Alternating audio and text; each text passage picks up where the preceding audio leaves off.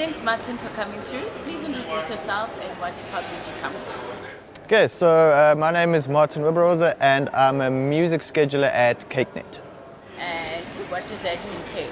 What does a music scheduler do from a CakeNet perspective? Okay, so in the business we have 5 music channels, 3 brands though. So we have CakeNet No, we have Channel O, Mzansi Magic Music, and then Channel O, Mzansi Magic Music have DTT variations thereof which has their own schedules, but essentially we have 5 music feeds, music channel feeds coming from Mnet. And what do you do? So with Music Scheduler, I would have to summarize it by saying it's like we're like CEs, but for music videos. So because music videos usually come in as non-exclusives and we don't really commission music videos from Mnet's perspective. CakeNet has a project where we do that. But in general, we get music videos from record labels, agents, sometimes the artist directly. So we get it from various sources, and then it's quite a simple process on our behalf. So they send us the music videos, and we view them, determine is it the right genre, does it fit in with channel strategy, is the quality fine, and basically does this fit what we are trying to achieve as a music video channel. We have a lot of competition out there from the internet, so we have to make sure that we curate the best content with the best quality for our intended markets. So yeah, that's in a nutshell what we do to get content in. How do you receive your videos? Do you receive it like how we receive the content? Long form? What's the process? So music fillers at Mnet are all considered short form. So we get them, sometimes record labels drop them off on hard drives, sometimes DVDs, flash drives, and then the more professional record labels that we work with would often send them in through Aspera Fastspix, which is the business's preferred platform to receive content. However, some people don't have that bandwidth. So we try and accommodate everyone with how they deliver, because with commissioned content, there's contracts involved, and we can tell them we want it this way through this platform in this manner. And with music videos, because it's non-exclusive, we don't pay for it. We're a bit more lenient as to how we get it into the building. So your input that you require as a music scheduler is just the income for you to be able to do your work. Yeah. So I suppose if we have to take a step back, so we'll get those music videos, and then through the whole process we'll approve them. After that, then they go to the guys at Traffic and the post-processing team, who would then, oftentimes the music videos aren't onboarded, so they're not in-house. Wait, let me rephrase that. Yeah. So what we would do is they don't always come in the right format. You can specify, but someone who's not an experienced producer, which is surprisingly often the case, would send it in complete the wrong specs. So once the music video comes in, then the team at post-processing would then take those music videos, get it into house format, fix the errors, clean it up, and then just make sure that it's TX ready, and they would push it to Ardome for us, which is our playout server. Then from there, it goes to program acceptance, who would then rate it, make sure it's fine for the different areas and for the different markets. They'll give them ratings like they do with shows and other programs. The same would apply for short form content, as we can't play stuff in the wrong time slots, or BCCA will let us know. So in terms of your output as a music scheduler, after you receive you check your qualities and all of that. So what is your final output as a music scheduler? You schedule, you make sure, what happens? So after the program acceptance teams let us know the rating, we then add it to our software. Now at Mnet we use a software called Selector, which is a music scheduling software. We do not do it on Phoenix as they usually do for all the other channels, or Synergy's micro scheduler as it's often referred to, but the day ones still call it Phoenix. So then we load it onto Selector. That schedule goes out to Playout.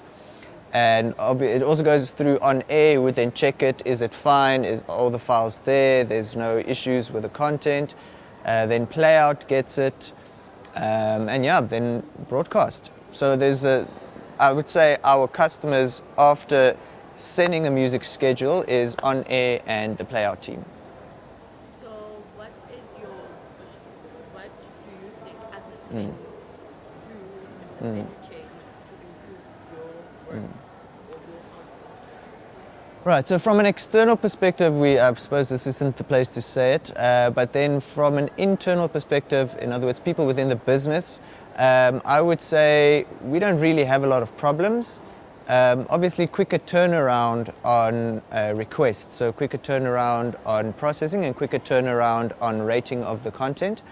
We are competing with the internet, so we need to make sure that we get our stuff quickly and we get it on air quickly and we secure exclusives and so on. So the quicker our turnaround from receiving the music video to getting it on air, the better product we can supply.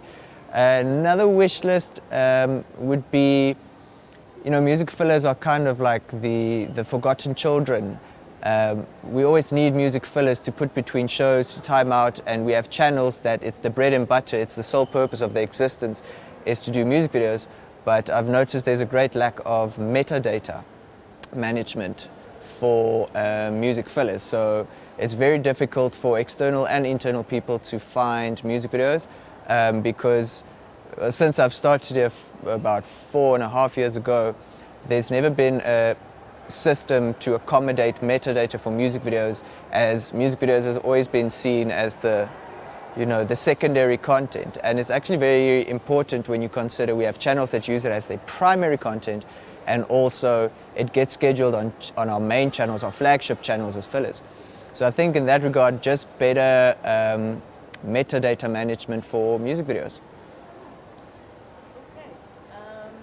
As a subscriber, as a viewer, what do you think we can do? So as a subscriber, I think, look, we're doing well. Obviously, we have the best shows. We have a good platform, good hardware that supports that platform.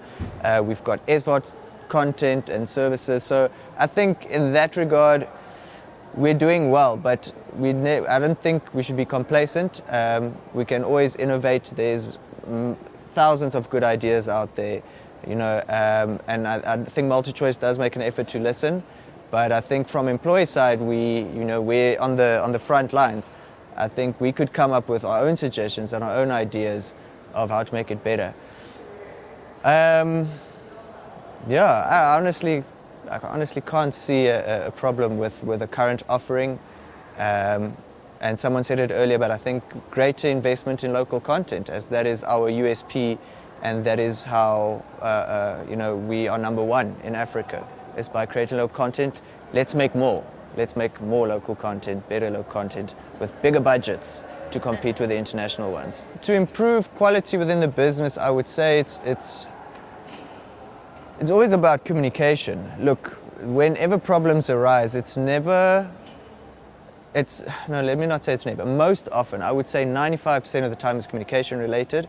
And we have a lot of different platforms, and we have a lot of mails, and we have a lot of spreadsheets, and a lot of everything. There is Click on SharePoint now, which is trying to centralize information. But centralizing information and communicating well are two very different things. So I think there's no system that you can bring in place to improve communication. There will never be. I think people must just be more enthusiastic about communication, and also this whole point of this thing is to improve value chain awareness. So I think someone knowing from X how it affects Z will let Y do his job better, because Y would know, let me not use the letters, let me restate that. Communication will never be perfect, but I think people need to be more enthusiastic about communication, people need to be more enthusiastic about communication, and they also need to realize the impact that their lack of communication has on others. And then, of course, those who do not communicate should be held accountable.